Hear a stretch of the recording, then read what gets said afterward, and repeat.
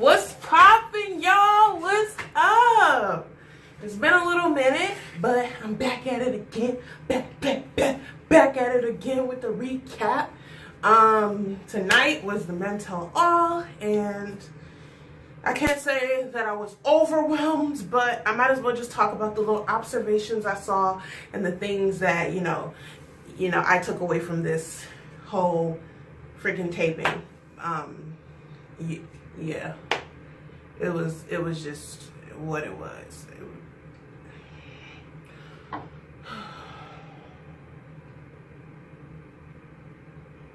Okay, I'm ready.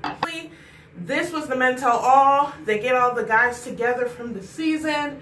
Well, not all of the guys, but the guys up until the point of like what we've seen. So Eric, Peter, and Brian weren't there, but all the other guys were, including, you know, some fan favorites like Dane and Kenny and 2, 4, 5, 10 people we don't remember.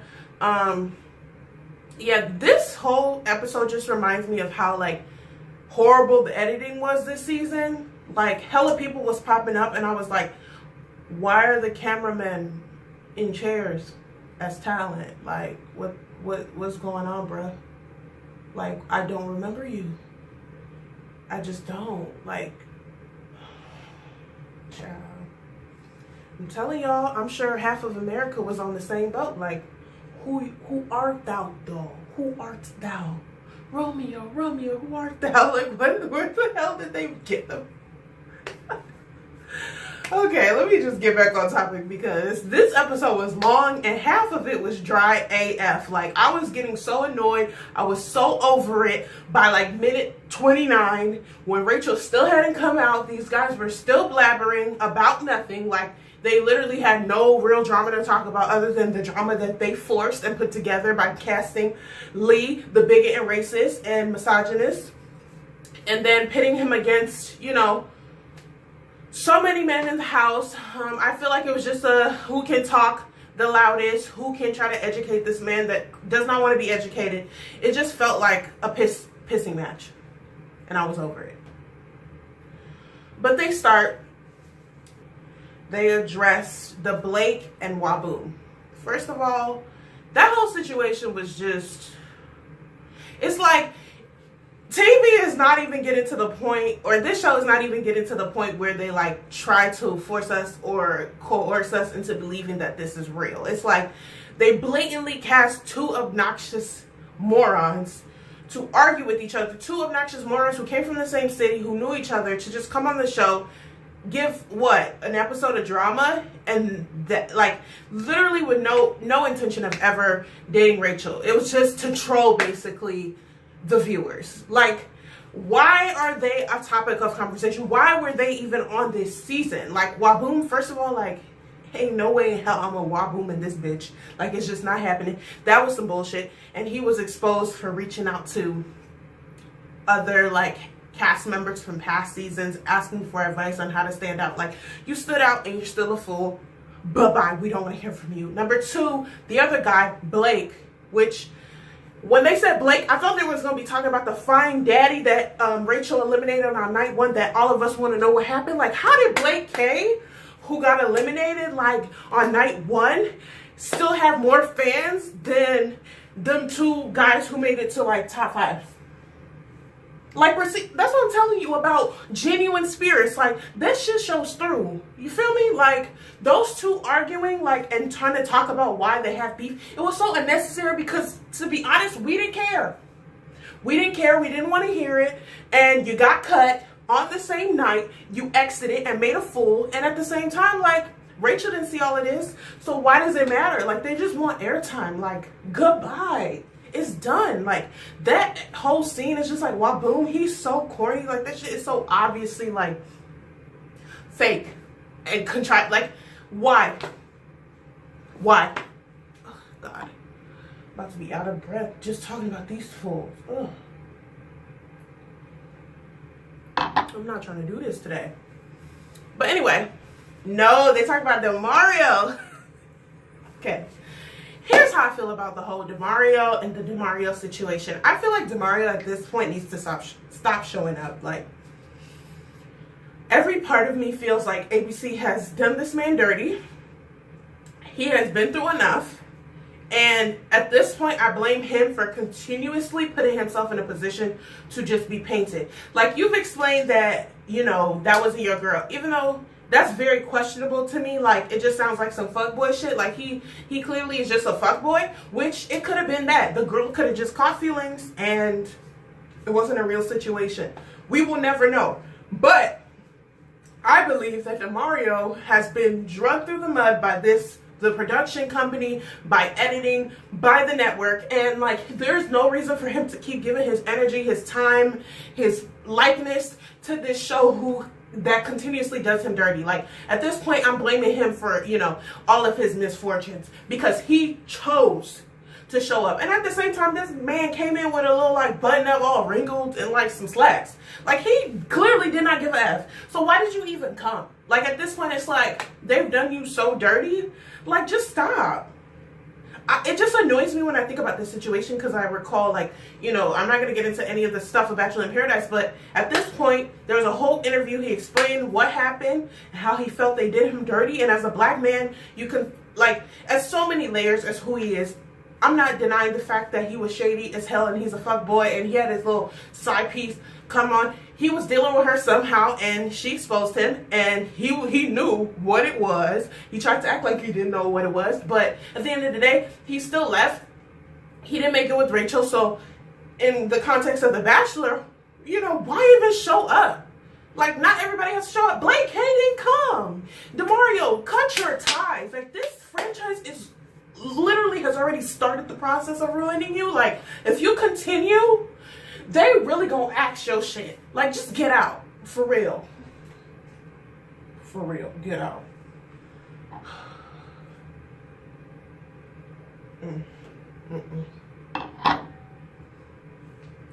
gonna need a second drink just to get segue into this damn topic. Then they have us segueing into the biggest drama of this season. Lee and Kenny. Oh my God. Dun dun dun dun. Let everyone jump in and say their 2 cents. This shit. I think everybody watching this was just over it. At least I was. I'm speaking for myself, I guess. I was completely over the situation because I feel like this network and this show continuously, it kind of parallels to how I feel with DeMario, continuously undermines and goes around and undercuts, and like, it's just so, something about it is just so grimy. Like, the network and the show's producers must have known Lee's past. How did y'all dig up those tweets so conveniently after the season had already filmed, after the show had started airing, just conveniently found racist tweets from a man who, we know the process of getting onto a show like this is very rigorous. They have to do their due diligence on every single contestant. There is no way that they did not see those tweets before they casted him. And that is so aggravating to me because it's like, they casted this man knowing his intentions, knowing his heart. And now they're trying to, you know, finesse the situation and make it into a 5-episode long arc where we are emotionally invested in race in a way that is so planted and like it's so disgusting. It's appalling to me because it shows that there is no respect. In no other season have they made race a factor. When a black person gets cut on night 1, they don't mention it. They don't talk about why that is a problem. When there is no representation of Asian women or men, when they lack, you know, other minorities, and when those are missing in the show's format, they do not cast someone to, you know, around the cut way talk about these issues. So to think and to know that this was our first person of color as a bachelor, bachelorette, first black person in this position, and they knowingly casted this person. And then, of course, you know, at the end of the day, Lee said all those things, so you get what you get. But at the end of the day, I blame ABC because they knew the person he was this entire time, and they still casted him, and they want us to, you know, feel sympathetic, and this whole arc of like all of the black men on stage and people of color schooling him on race and race in America. And it's like, this is not a fucking history lesson. I'm sorry. Like, he should have known this. He should have been taught this. And if not, this type of nonsense, this type of hatred should not have been allowed on this show by producers who knew what they were doing. They only tried this because she was the first Black Bachelorette. It's never happened in history, and it is problematic AF. And so Lee coming on being very tacit and like very just like I didn't know, and like he literally, his whole approach was very, it seemed like to me that he got a PR person. And he was very trained. Like, he knew that he if you notice, in the first, like, this took, what, 30, 40 minutes? In the first 20 minutes of them coming for him, he never once admitted his part, admitted guilt. And that's what every good politician does. They never admit guilt. They'll make you feel like they're sorry without ever having to say sorry. And that's what he did the whole time. He was just like, I mean, if I did offend you, you know, I apologize if I might have offended. When they start like that, they don't mean it. When somebody starts with that, if you may have taken it somehow, they don't mean it. Take it back, return to sender, wrap it back. Like, it's a wrap. And that's exactly the approach he took. He had no intention. I believe he came on this with no intention of apologizing or reasoning or leveling with these men. He was just gonna come on and hopefully, like, kind of get them to see his resolve, but never have to be like, I'm a racist.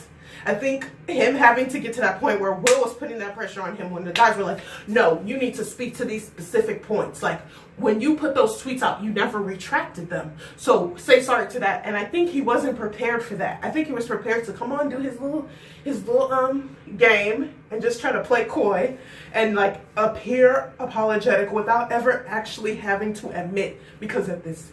What I've learned and what my mama always taught me is when something is on record, it's forever. And I think this man didn't want to go on record saying I'm a racist, but you know, they wasn't having that. The men's was not having that. And a part of me was very proud of how they all handled it and were so mature about it. But the other half of me was very annoyed that they even had to take the time to educate a grown-ass man in his 30s about race. When at this point, he is who he is, and I do not believe he's sorry. I do not believe that he had taken anything away from that. I think he came in with his own agenda and got everyone to feel like, you know, they had made some headway with him. But just, I am so appalled. I'm just so disgusted that this took so much of this mental out. We were done with it in the season. It was drawn out. ABC was just sad and ridiculous for that, and we had to see it for another 30, 40 minutes. And the only silver lining in this is that we got to see Kenny. We got to see Kenny glow up, just be the amazing, you know, man that he is, and to really just get the confirmation that I think he was seeking when he would try to speak so calmly with Lee and try to pull him aside and just express his hurt and his, you know, sadness and disappointment and the fact that he feels like that's his friend. I think this really gave him that when Lee admitted that he lied on him when he said Kenny tried to pull him out of a van. Then he was aggressive. He basically admitted that that was false. It never happened. And so I think this night really gave Kenny that like reassurance and like all of the work, all of the emotion, everything that I've been putting forth to be the most stand-up guy for my daughter and just representing myself as a black man in America, especially on TV at this point. It didn't go unnoticed. People were not blinded by the narrative. They took what they were supposed to take out of it, that I am someone who is of principle. I am a stand-up person and I've come a long way and I'm growing in life, and all I want to do is be that person and give that person to my daughter. And I think he got the most out of this because he got his name cleared. He gained some fans and he got to see his daughter. We got to see his daughter on national TV. I think it was just so beautiful to just see that black family unit, to see a black man winning, rightfully so, and to just, you know, I could have done without the Lee history lesson. I believe that we, you know, educated, go and pay for credits. And so should he. He should go back to school. He should go back into the real world and learn those lessons. I don't think that those men on that cast were responsible for educating this man, but do I admire them for doing it? Yes, I do. And so at the end of the day, Kenny got his silver lining, and Lee is still where he started. I don't believe any of that mess. And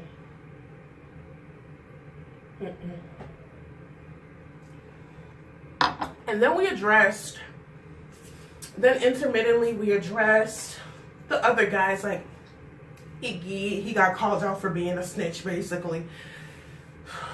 Lord. Iggy's just one of those people that I feel like he's just a switch sider. Because he like, on that, like, being amongst the men, he was real quiet as a mouse. Like, the tea was not being spilled.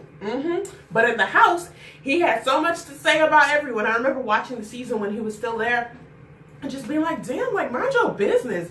Like, nothing is more unattractive than a chatty patty. Like, like, you'll get to that. If someone, like, expresses some concerns to you very, you know, with style, intermittently, then it's okay. But when they're consistently like the rat or the mole, it's like, how do you see anything past that? I've always believed that if you come in being that person in the season, you will never win, because they will just rely on you for the tea. The lead will rely on you to tell them what's going on, and then they'll be like, okay, I got all the tea, and I know who's who and who's who, and then they look at you and they're like, I don't know, you're just the one who gives me the information, so bye. And I think that's what happened to him. I don't think he's a bad person. I think he just got caught up in that role and didn't know how to stop. And it was like, too bad for him. He got called out for being a rat, and he's gonna have to take that, because he was. Then we got to see a little bit of Josiah. Josiah is very interesting to me, because I wasn't rooting for him when he came out of the limo on the first night, but you know, through the first maybe second and third episode, I was like, okay, this could be such a good fit, because just on paper, like, prosecutor, you know, in the South, handsome and like very successful, and it would just be a power couple, black blood power couple. But you know, as he started to go on, again, I'm a big believer that editing can change a lot of our minds about a lot of things. It can skew our view. Josiah was just one of those people, like, I feel like he ruined it for himself. Like, he started so high, she genuinely liked Josiah, and he just was just being a little too full of himself, and that could work for some people. But Josiah underneath, at the very core of his being, I feel like he's corny. So like, no matter how hard you try to hide, he tries to hide that. It's kind of like, you corny, and it doesn't work for you. Could work for like a Brian, but boo, just be yourself. Like, it's not cute. And I think that's what happened with Josiah. He just kind of like went down that path, and it just didn't work out for him. And I think he's a little bit bitter about that, and he blames other people for why he went home. But no, I think he should blame himself, because he very well could have made it way farther than he did. Oh, Josiah. Oh, who else was there? We saw Alex, who was looking like a whole snack.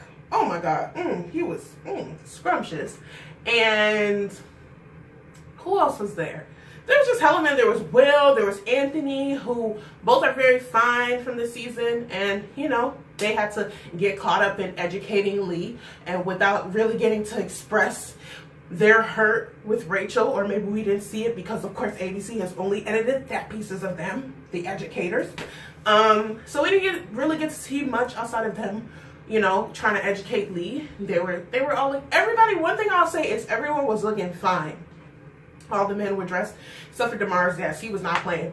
And you know what? I can't say I blame him. I really can't. I would be holding a grudge too. Like, y'all did me so dirty, and then now I'm in this whole mess. People are going to look at me some kind of way. I'm going to come in sweats and my pajamas with a face mask. If I would have really been petty, I would have came in with my bonnet, with a face mask, my like comfy slippers, because that's how much I wouldn't have been playing with ABC. Like, y'all want to put me in this reunion? Okay, bet. Come out all types of comfortable, and what? Like, who gonna check me, boo? Like, DeMario's been through a lot. But and then there was a main arc with one of the, you know, the more recent guys who got eliminated, which is Dane, who is seemingly becoming a huge fan favorite, you know? I think ABC is kind of kicking themselves, thinking, why did we send this man to Paradise? I don't think they would have ever saw the huge fan base that Dean has like now gained over. I feel like he's gained this like real fan base around the episode right before Hometown, and then right when he got sent home, it was just like his fan base, boom, like they're like, why, how could you do Dean like this? You know, he's such a sweetie. And we just see his arc of how he really defends people. He stands up for what he believes in. He's very cute, has cute smile, cute eyes. His style is on point. Like, I think he was just a nice, like, he grew with, you grew with him and grew in his journey, and you could really love and appreciate him.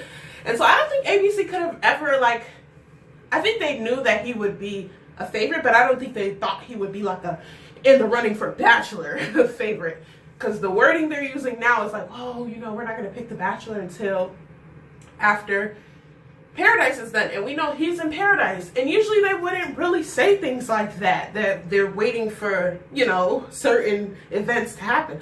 So I'm thinking that he went to Paradise, maybe met something nice, and they're trying to see if that works out in the, you know, 4 or 5 months they're allotted before filming, because they want Dean. And so America really loves Dean. He was looking like a snack.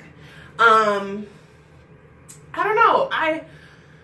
How do I feel? I like Dean a lot. I think he's really like genuine when he calls things like how he sees it. He's very honest and upfront about how he feels. I don't know, something about, I don't know. I feel like some points that he tries to make sometimes feel a little bit forced in the moment. Don't kill me. I know. I think that he's mostly genuine, but there are some times where he's just like, okay, let me really nail him. Like, let me really make them hashtag Team Dean. Like, let me put it down right now. Let me, you know, be on this team. You know, just be overwhelmingly good. It's almost like, dang, like, have you made a mistake yet? Jeez. Like, I just feel like there's just those small moments that he tries to, like, just really, really seal the deal. Like, and that kind of annoys me. But overall, I really enjoyed Dean. I think it was very classy with asking Rachel, you know, why did you say that you love me or you were falling in love with me? And I don't really think she gave him a strong answer. I don't know. She didn't really do Dean that well, to be quite honest. But hey, he'll be alright. I think Dean will bounce back. But I think that whole relationship situation, I think they're just in a weird spot. Just with other things going on outside of the filming of The Bachelor, him and his comments on basically like what he thinks about Brian and stuff. I think she's starting to resent him a little bit. So I think his opinions and how hard she's coming off will probably come between a friendship he'll have with Rachel. So I think this was just a good time to get that closure. And also to really make his last pitch for Bachelor, because he was trying it. But he cute though. I like Dean. I'm not mad at it. And yeah, so once that happened, also I should mention that Mackenzie was super cute. Like, she was so adorable. I just adore Kenny and Mackenzie. Like, he's doing a phenomenal job. Like, beautiful girl. Anyway, going back to Rachel. Rachel comes out, ooh, baby, was she looking bad and bougie. She was not playing with y'all. She said, I'm going to give you these 26 inches of bone straight realness. You feel me? The part was a little, you know, I could have done with a little bit of a straight up part, but everything else was on fleek. Shoes, nails, her nails, I was just staring at them like, those are cute. All black. Rings, you know, she's a ring girl. She gotta have about 3-4 rings on all her fingers. Hopefully we get to see the DLAs too. But she was just giving realness. Ooh, body was snatched, dress was snatched, everything. She came out, was not ready to play. She said, y'all wanna try me? Try me if you want to. I'm ready. Like, she was looking so good. I was like, yes, girl, serve the kids. So yeah, she just came out, and I really feel like Rachel at this point is like who to all of them except for Dean. Right? I don't think she came out ready to give an explanation, an apology, anything to any of them. I think she really just came out because she was contracted. Like, I don't think she really genuinely missed any of them except for Dean. Like, Dean and maybe like Kenny. Just Kenny, just based on like watching back and feeling that emotional like connection and that breakup that they had was very mature. I can't think of another guy who she would have like missed. No, and then okay, I guess I could say the two guys that we don't know who they are. I can't even remember their names. What was their names, y'all? Was it Adam? I think it was Adam and what was his face? Adam and frick. I'm not gonna remember these names, y'all. That's sad.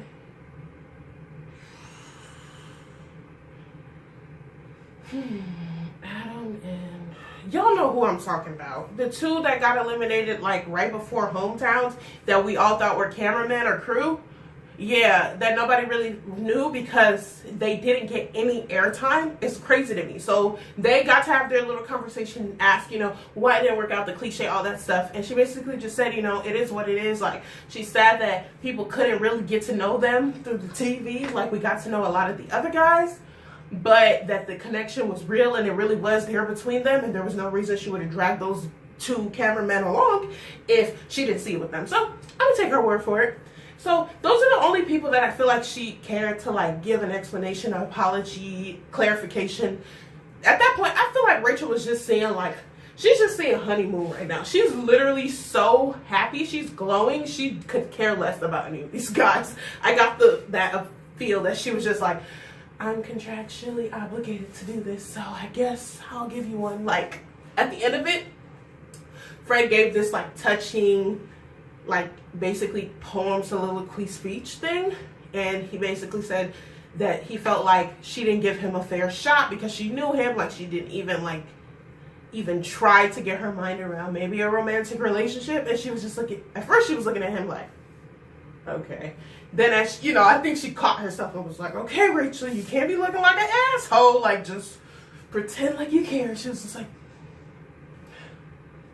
as he's giving this poem speech soliloquy thing, and she didn't even respond. He was saying how the one person you never gave a chance was me, the one person who cared the most was me, the one person who actually knew you as Rachel was me.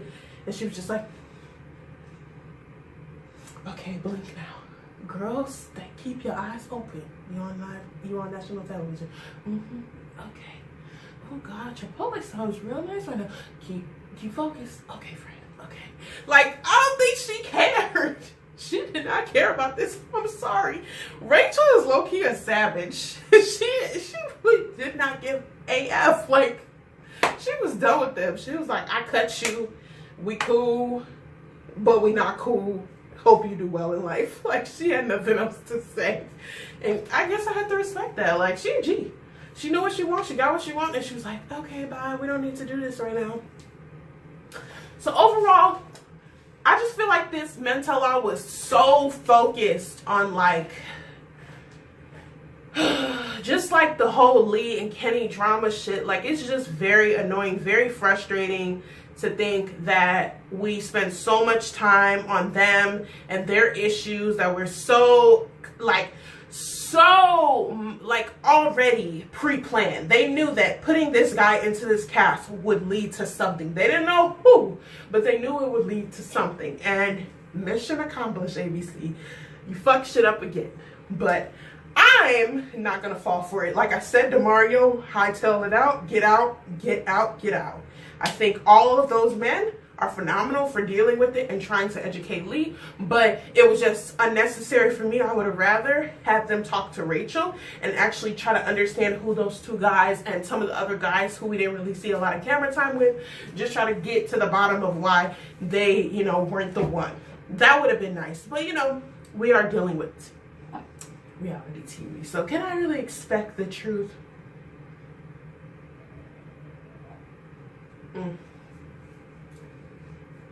The Men Tell All was dry as hell. That's really the point of the matter.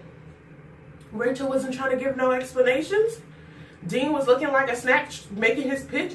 Kenny Loki was making his pitch for Bachelor. And all the other guys were just nice little, you know, pieces of eye candy. But we don't really remember any of you.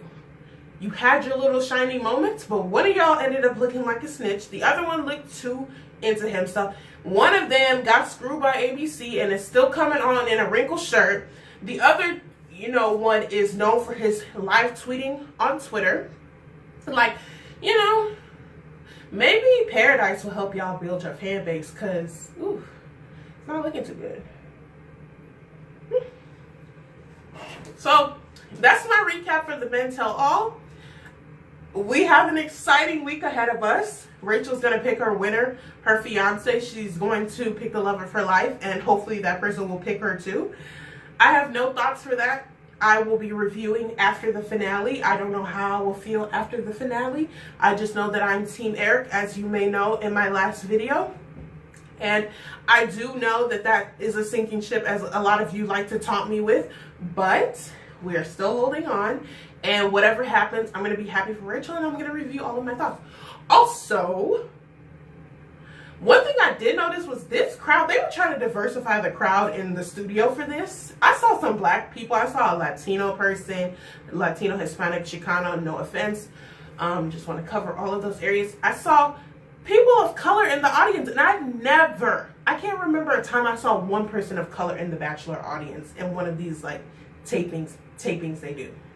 So look at them. They're trying to sell us that we here for y'all.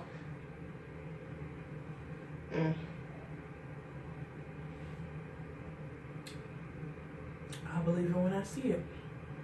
But I'm here for you, Rachel, and I can't wait to see who you pick.